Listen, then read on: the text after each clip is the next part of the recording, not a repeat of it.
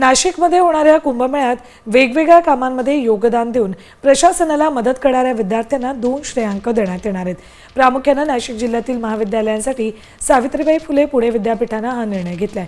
येत्या काही दिवसात या निर्णयाला अंतिम रूप देण्यात येईल, तर या निर्णयाला विद्यार्थी संघटनांकडून आक्षेप घेण्यात आलाय, त्यामुळे नव्या वादाला तोंड फुटण्याची शक्यता आहे। याबाबत अधिक माहिती जाणून घेत आमचे प्रतिनिधी सागर आव्हाड यांच्याकडून। सागर, काय नेमकं म्हटलेलं आहे युनिव्हर्सिटीनं?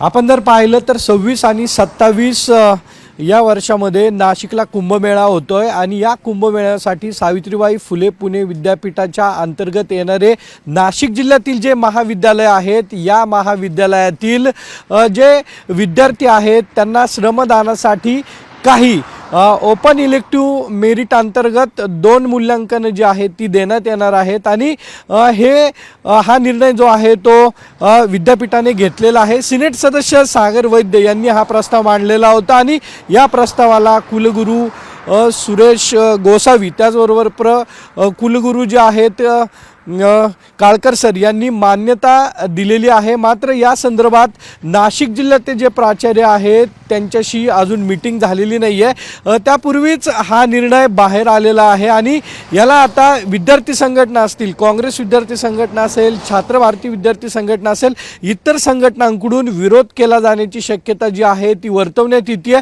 आपण जर पाहिलं तर विद्यार्थ्यांना कुंभमेळ्यामध्ये काम करावं लागणार आहे, वाहतुकीची समस्या असेल किंवा इतर नियोजन जे आहे ते विद्यार्थ्यांना करावं लागणार आहे। त्यामुळं हा निर्णय विद्यापीठाने का घेतला असे अनेक प्रश्न जे आहेत ते आता उपस्थित होतात। ठीक सागर, धन्यवाद या संपूर्ण माहितीसाठी। तर कुंभमेळ्यामध्ये श्रमदान जे विद्यार्थी करतील त्यांना गुणदान होईल असा निर्णय युनिव्हर्सिटीने घेतला, मात्र याला अनेक विद्यार्थी संघटनांनी विरोध केलाय।